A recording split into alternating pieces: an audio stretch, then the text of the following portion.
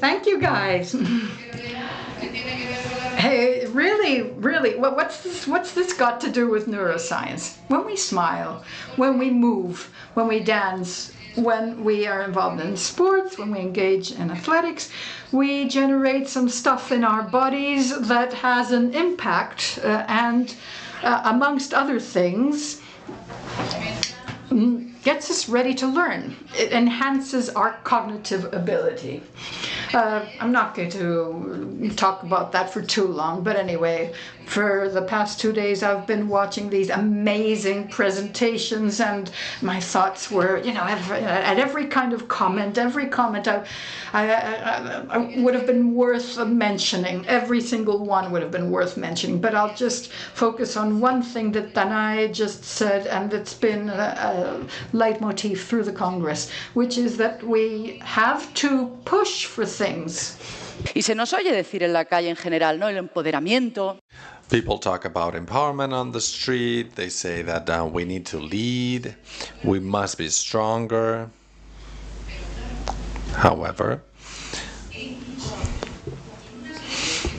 even if we have the law on our side that protects us, that helps us achieve all of these, how come we're not? Why is it so hard for us? I do a lot of things, but among them, I'm a teacher, and I'm a coach as well, or a mentor for years and years in international business schools, working with both men and women executives. I'm an executive. And I've gone through my professional life and personal life as well, following quite a peculiar path. I thought it was only me because I kept fighting. However, I always had this feeling of being on my own, quite alone, and quite strange because I didn't know whether what I was doing was the right way to do it. I was, making up my life as I went through it. And when I started working 17 years ago at quite a well-known business school, whose main headquarters is located here in Barcelona, I started working with a lot of female executives, and we had that in common. I realized it wasn't just me, and not only with executives, but also with elite athletes. And we sang to a common tune. And then I worked with many other professionals from any walk of life, but if they were a woman, we had that in common. So I'm naturally curious. Whatever I'm interested in, I tend to learn. I keep searching. I'm an explorer. That doesn't mean that I find things, but I keep looking for it. And I started, researching about this, and it took me 8 years. And that was the seed of a PhD thesis. I discovered exactly what was happening because at first, I'm very excited. I'm going to lead. And then something holds me back. I think Danai mentioned the imposter syndrome. Well, that's what it's all about.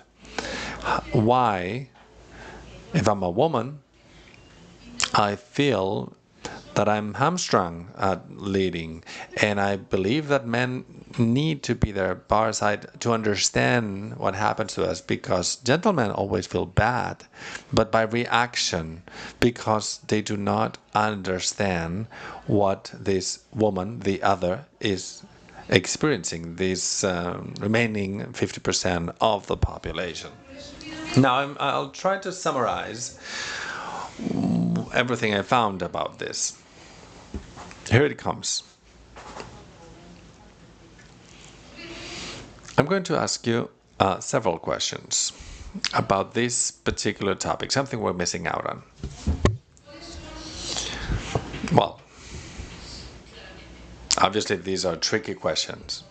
You know that I love setting traps to people, but what are the symptoms of a heart attack?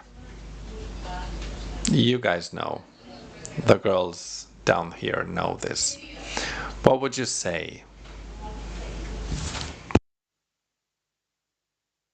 Pain in your arm, usually, yes, or on your chest. No, no. Yes and no. These are symptoms of a heart attack when experienced by a gentleman, a man. In women, it's very different. You might think that I'm joking. COVID. Yes. Damn COVID. Did you pay any attention to this fact? I mean, it might go unaware. However, during the first vaccines, those by AstraZeneca, the first mortality data were published. Out of every 9 people who died, 7 were women. Well, that's surprising, right? Why? Well, among other things, and I know that there are several scientists in the room, I am one as well, so I love giving all of this data. Experiments that were conducted by pharmaceutical companies in order to spend less, and this is happening a lot, are done with male. I'm not talking about men only, human male, but even mice were male. Because women have a more complex biology.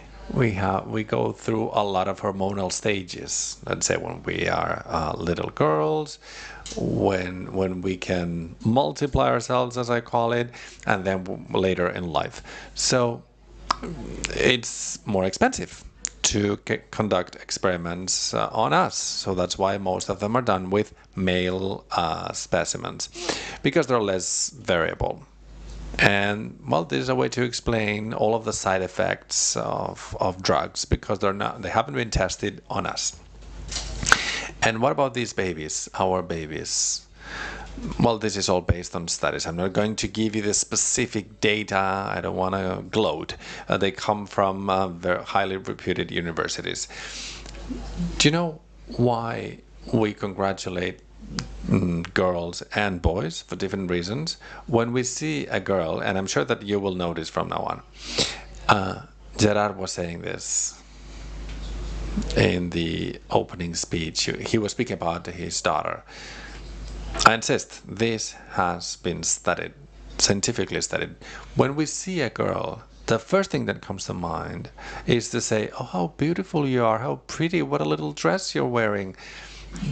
Things that have to do with her appearance, with her body, with being smart and meaning elegant, and being always perfect. Whereas with little boys, what do we congratulate them for? How's school doing? Oh, you managed to get these, or to win the basketball match, or you managed to join whatever team, badminton team, and you usually ask them about their achievements. So, something else about children. This is a Yale study. It's a very interesting one. You can read it on their website. When boys and girls at school age, we're talking about primary education, when they raise their hand, they can have a male or a female teacher. It doesn't matter. They can be very open-minded. I'm not talking about highly conservative teachers. They're asked a question. The teacher asks a question, and then the children raise their hand.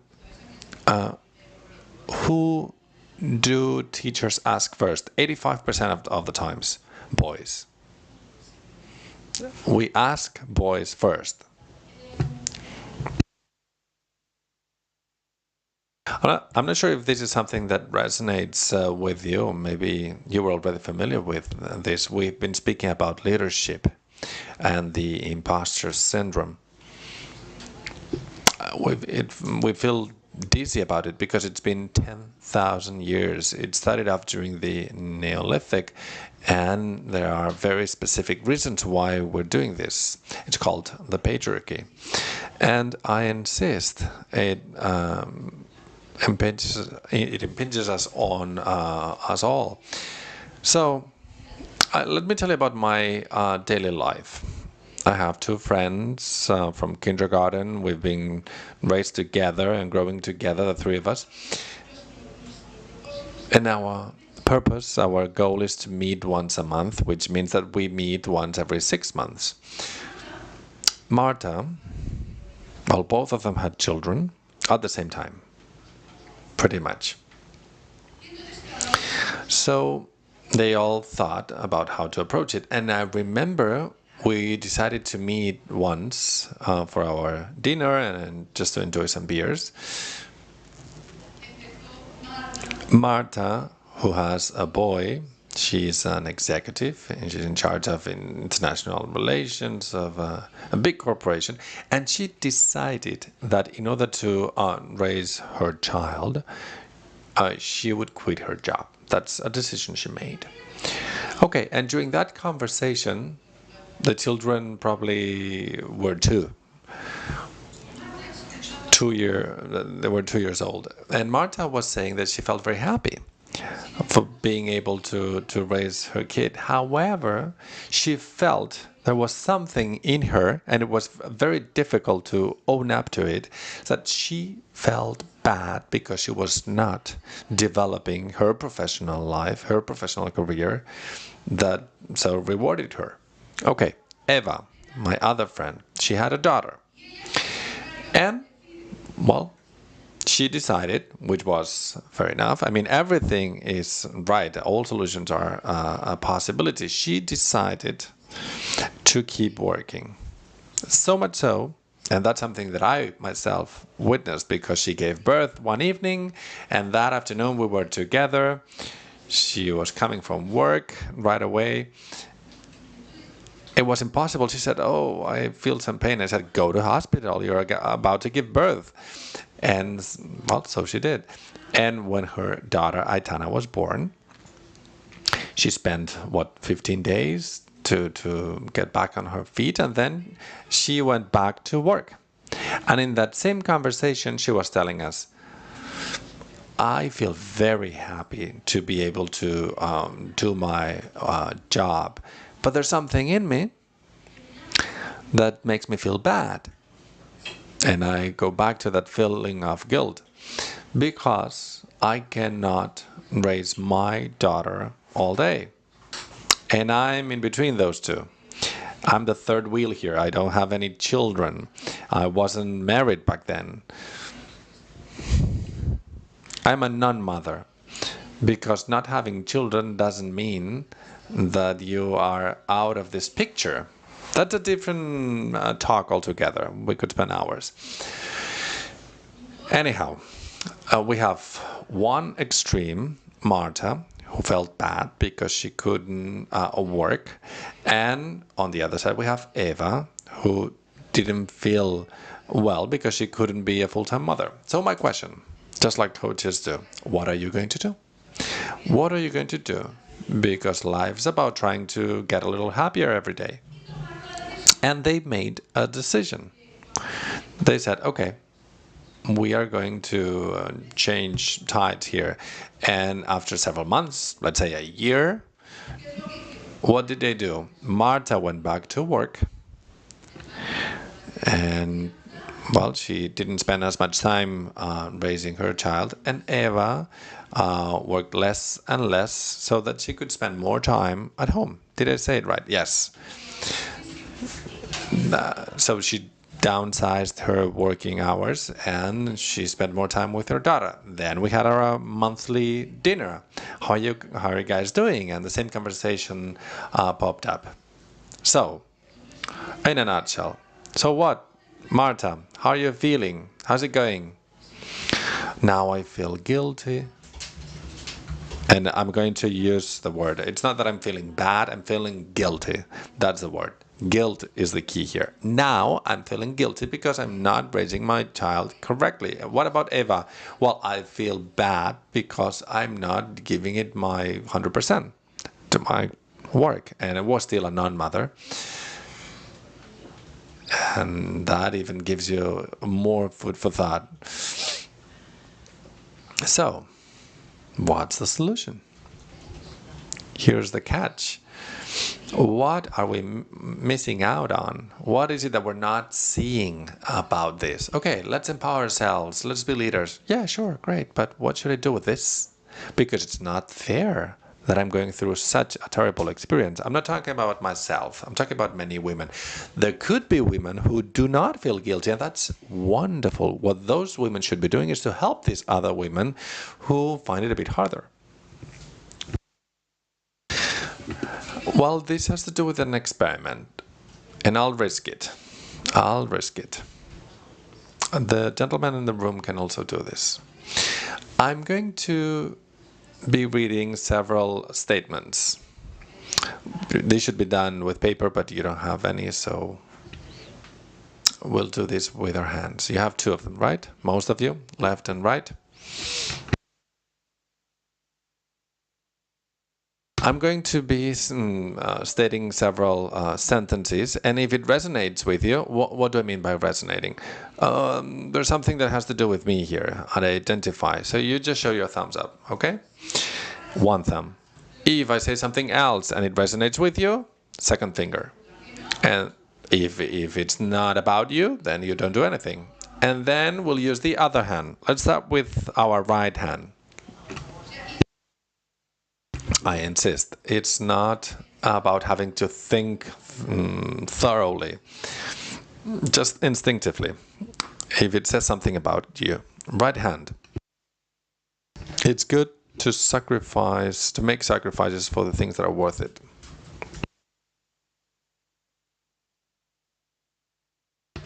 I like traditions, or some traditions. Our habits help us have an orderly society. The best option is for a child to have a father and a mother. I like to be a romantic, or at least that my partner is a romantic with me sometimes. Then you're going to raise your hands and we're going to see the result. I know. Some people don't have any fingers left. It's important how I dress and how I present myself to others. Women are more complex than men in their psychology. I like to feel integrated or to be part of my community. Sex, when you don't have any more fingers in your hands, you can use your toes. Sex is better when there's love and commitment between the people who are making that sex. Family is the most important thing. And the last one, religion helps many people, which is why it's acceptable. Right hand over. Let's go for the left one. Same procedure. When I want something, a thing, I like to get it as soon as possible. I consider myself a modern woman who makes decisions on her own. I like to live experiences. Being a single mom is a viable option if you want to be a mother. I am a free person. I can choose and think freely. What I value the most about people is their personality. It is fair to have equality between men and women. I'm an independent person, or I try to be one. If I want to, if I so desire, there's nothing bad in having several sexual partners or sexual intercourse or relations with other people. I'm an independent person who wants to be independent. You can live without being religious. Okay, raise your hands.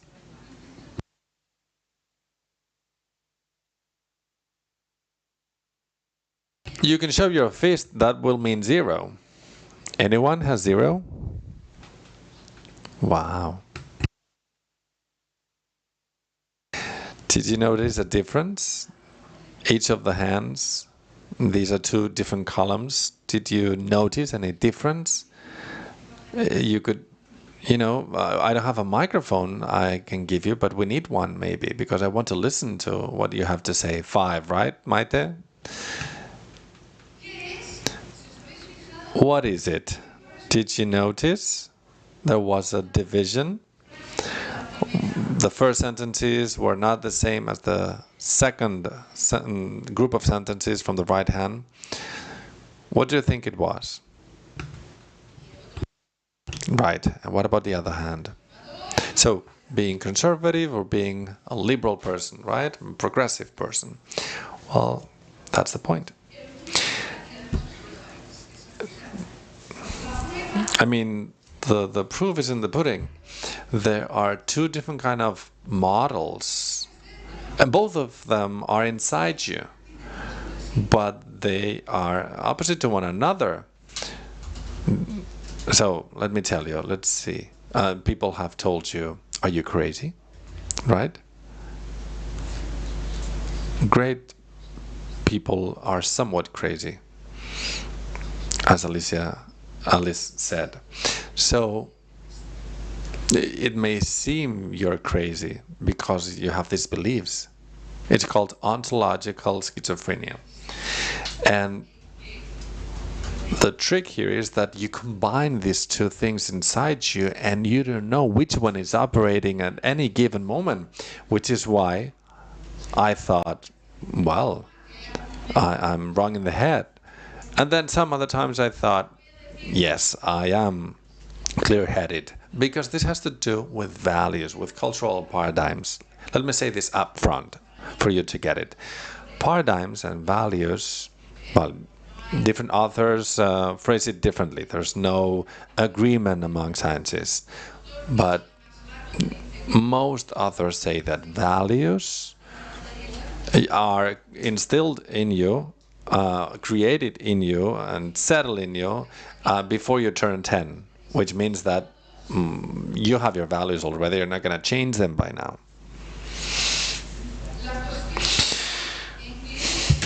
However, that ontological schizophrenia that combines inside us that we cannot tell apart has to do with very simple matters. Just to give you an example, and now I'm married, by the way, but when I wasn't, I would date a guy, and I'm being honest, let's not judge others, let's not judge ourselves. That would be quite an achievement. And forgive ourselves. We should forgive ourselves all the time. So I was dating a guy, and we went to have dinner. Or I had a date one day, and the moment came to pay the bill. I am an independent woman with my own home, my work, I was an executive, and when we had to pay the bill, Mònica knows what I'm talking about. If that man did not show an intention to pay, I said, enough, I'm not dating this guy. But then came work. I went to my workplace, there was a meeting, everybody came out of that meeting, and a gentleman opened the door for me and let me go first because I'm a woman. I said, well, that's a deal breaker as well. I hope that my husband never does this for me, because otherwise, well, I'll be quite mad at him.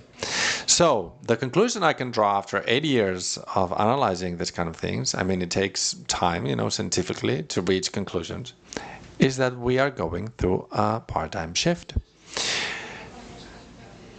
The times are changing. This is what's going on. People tend to say this all the time. We keep saying that things are changing, but how does our psyche change, our psychology? Changes mean that there's an old system and a new system. What's your name again? Ingrid. So that's what Ingrid said. We have this scheme, this ethos from the past, from the right hand, which is what used to be here and is slowly but surely moving away, and we have the progressive values that are coming in. These are two completely different sets of values, and when there's a change in our times, they oscillate, they go from one end to the other. But as part of culture, it takes time for these changes to be well rooted into society. Think about the French Revolution. That was a change in our times as well. What? July the 14th, 1879. Do you think that we had one world the night before they went to bed and they said, I'm in the modern era? And then the next day they woke up into contemporary times? No. Things don't happen overnight, right? So even if this cultural paradigm, that's what we call it, paradigm means a set of values and traditions. So even though the outgoing set of values is moving slowly away, we have the incoming one that feels strong and is trying to prove its value. However, the old one is still in place. And this incoming cultural paradigm tends to deny that there was ever a set of values before it. It gets quite cocky. And this means that sometimes we do not admit to, we do not confess that in the past we followed this old system. I will talk about men later. But regarding women, this is what we have to work with. Inside us, we have a traditional woman, an old matron, and we need to give her a name. We have this great lady from the 19th century with all her big ideas. And however, inside you, we also had this punk, and that you can see here, that is a rebel that wants to fight the system. You have both, and well, that can get quite messy. But you need to get to know them and talk to them and realize who is boss at any single time.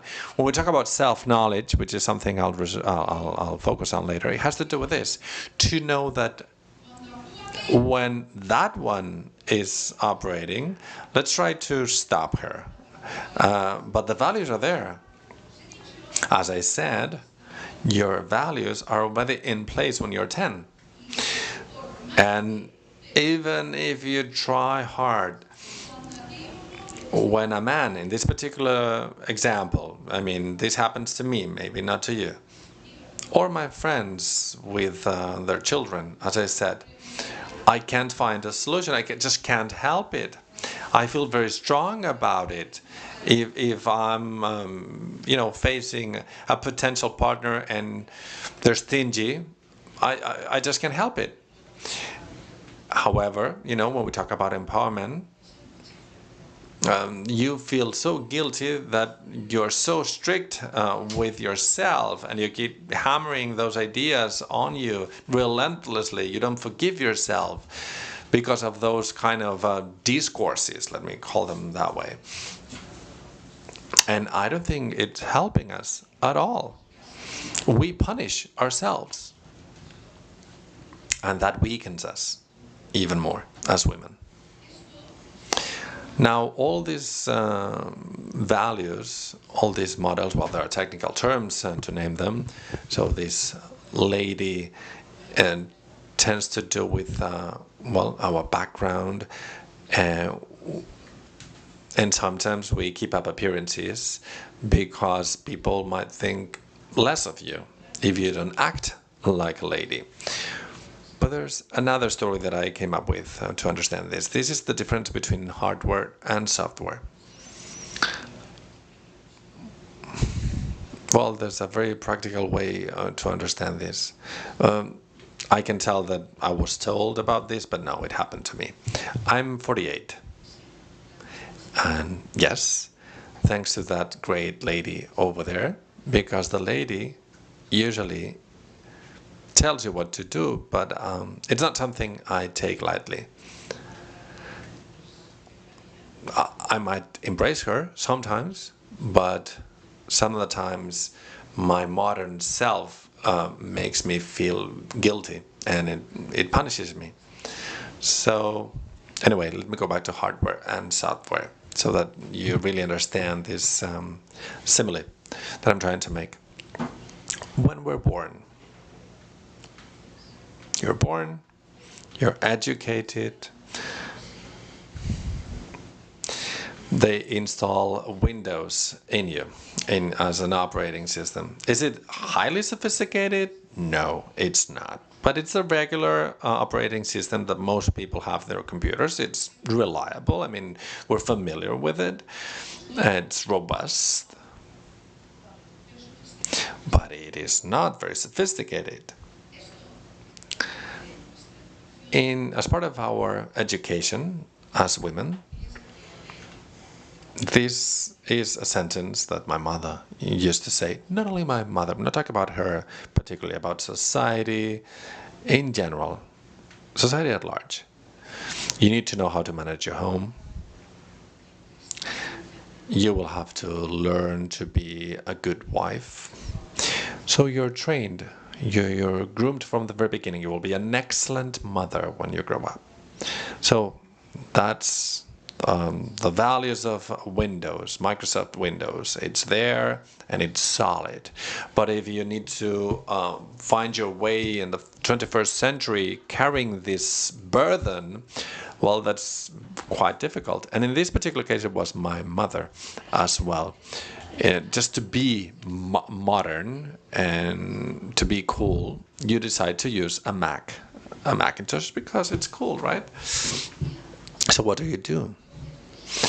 You start with the software applications you're going to use. They're simulators.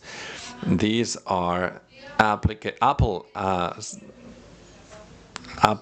applications that you can use on Windows, or the other way around, just to be modern, which means, you want to be independent. The kind of things that were being said by mothers and society in general.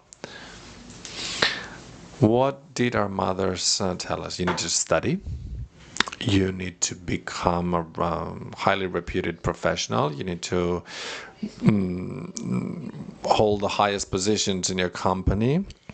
You can get anywhere you want. And there was this thing she used to say: you should never be dependent on a man. Do anything you can so that you are an independent woman. And I said, okay, that's good. But always looking good. Even if you're 50, you need to look like you're 20. Claro. And of course, when we go to the Apple store and we're sold those simulators, what nobody tells us is that simulators never really work very well when you run them on the wrong hardware or operating system that they're not really designed for. So ultimately, when we mix these things up, what do you get? Well, you get a system failure.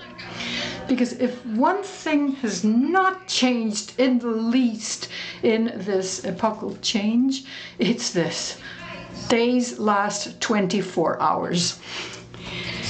And if we pay a bit more attention, the Windows paradigm, the great lady paradigm in the past, was the full life of a woman, 24 hours around the clock. That was what a woman was about. Whereas this Apple paradigm, the punk paradigm, is, what is it? It's what men used to experience and live in 24 hours a day for themselves. I mean, it was a full life. So, to sum it up, this big deal that we've been sold on, this idea of the superwoman, it's just a huge sell. It's wrong. It's non-existent. It's non-existent. Superwomen do not exist, and we punish ourselves for not being them.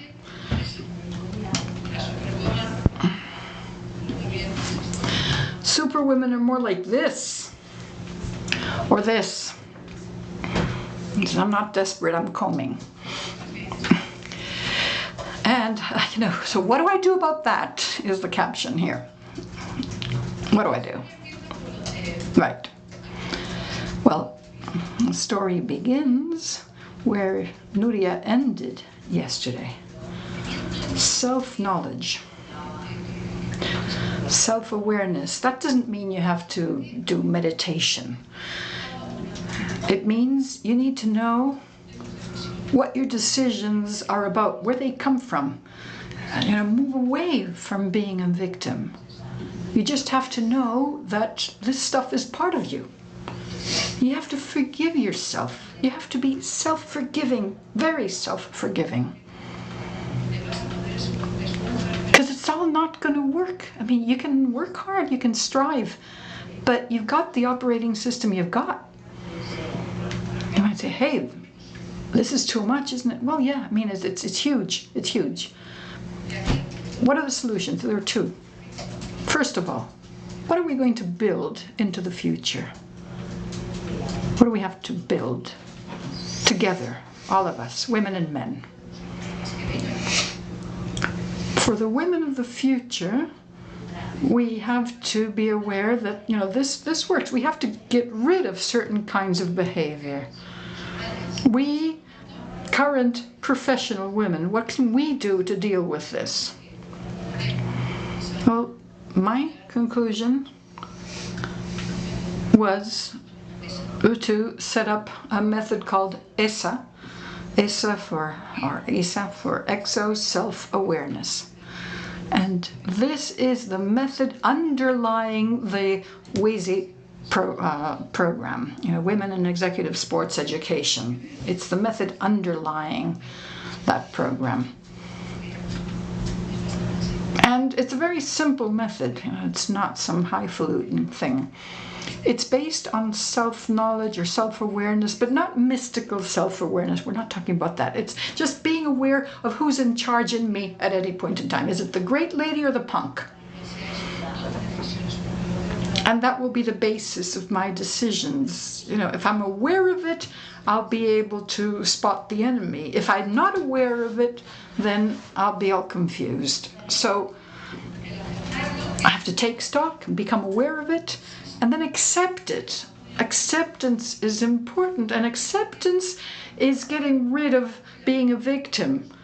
And a victim, by definition, is helpless. You can't do anything about it. But if you've got this as part of your toolkit, then you know there's something you can start doing about it. Self-awareness is becoming aware, it's accepting things. This is quite the fad in psychology these days. It's something psychologists sell a lot. Self-awareness is pointless on its own. It's absolutely pointless on its own. The kind of self-awareness that's sold to us, the kind of self-help books and so forth. There's no self-help really. There's always somebody helping you. If it's the author of the book, it's the author of the book. Someone's helping you. Anyway, self-help on its own is sterile. Self-awareness is sterile and pointless if that's all you do. If all you do is become self-aware, it's navel-gazing. It's onanistic, if you know what onanism is. Anyway, it's sterile, it's pointless, it's fruitless. You got to do something. There has to be an outlet. And that's the second part of the method, the exo bit. It's about sharing. It's about sharing my experience. I felt like a weirdo. And that's also part of the suffering that we carry with us. I'm not talking about, I'm this big suffering person. No, but suffering does exist. And you have to share that with others. And only by sharing it with others will we be able to build a better world, but above all, and crucially, and this is a key word that was mentioned during the opening session, to take power. Power. Power without qualifications. It's about power. What's power? Power is nothing. Power? Power is nothing. There are power networks. When we talk about sorority and exo-self-awareness, and we look at the early feminists, the suffragettes, you know, we talk about sorority. Fraternity comes from frater, brother. Sorority comes from soror, sister. So, sorority. But we have to have sorority, and we have to include men in our sorority. We have to build networks of power in order to be interlinked, we women, and build a better world together. And I'm just thinking that nobody can define the method better than those who have experienced it. I'm talking here and I'm thinking that, you know, you forces, come up here, come up here, you WESE graduates, come on up here, WESE graduates, step up.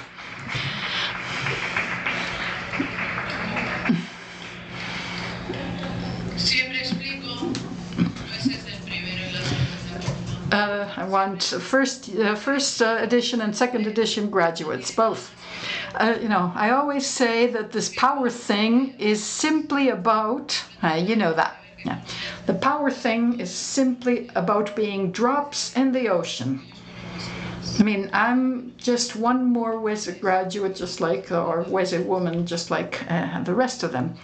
I mean, it's really moving to see you all. Anyway, and then they're just a sample. Anyway, with this discourse of not guilt-tripping, of not judging, of forgiving ourselves, of listening to one another, before I know that I was in a one drop in the ocean, and now there are 24 of us, 24 little drops in the ocean together, and I hope we will grow and grow until we're something huge. And so I want one word from each of you defining WESE. We don't have microphones, so we don't know if we'll be able to hear these words. Can it be 2 words? Power, unique experience, discovery, complicitousness. We're sorry, but we can't hear. They're speaking too far from the microphone to pick up. Natalia, empowerment. Right, well done. Yeah, so it's that and a lot more. Let's have a video.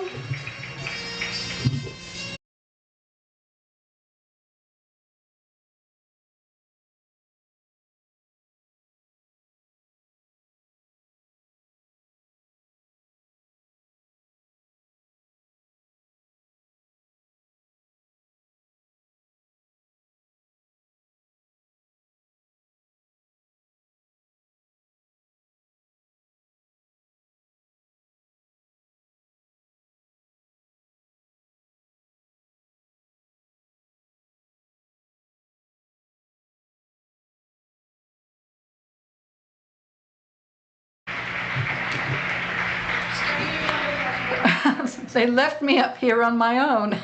Anyway, I'm off. Well, thanks, all of you.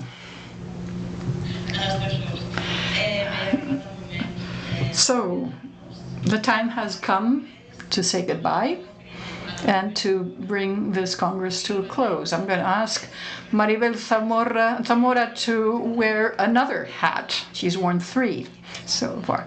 So she will be the representative of the Women in Sports Committee in WFEC. I will say goodbye, and I will also say goodbye to those who are following us on Sport Plus, and just hand over to Maribel for the close.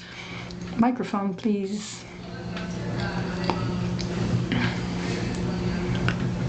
We're sorry, but we can't hear Maribel yet. The interpreters are unable to hear Maribel so far.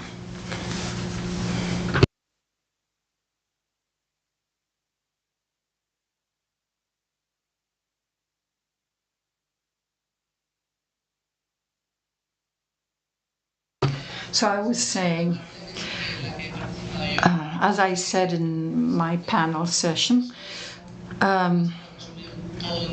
what's been discussed at this Congress can be summed up in 2 points, basically. First of all, visibility. We need visibility of women in sports. And secondly, we also need networking. We really need to network with one another and network for visibility as well. Within UFEC, we think WESE will be the door opener required for that. And there have to be a lot more talks such as this. When a Congress is labeled the first Congress, it means we're expecting more of them. Otherwise, we would just have called it the Congress. So, follow this, So WESE is always kicked off on March 8th, and then it actually starts in April. It's 4 months every year, and I think it's quite clear after what we've described that what you have to do is attend and train and experience it. Thank you very much, and I'll see you at the next Congresses.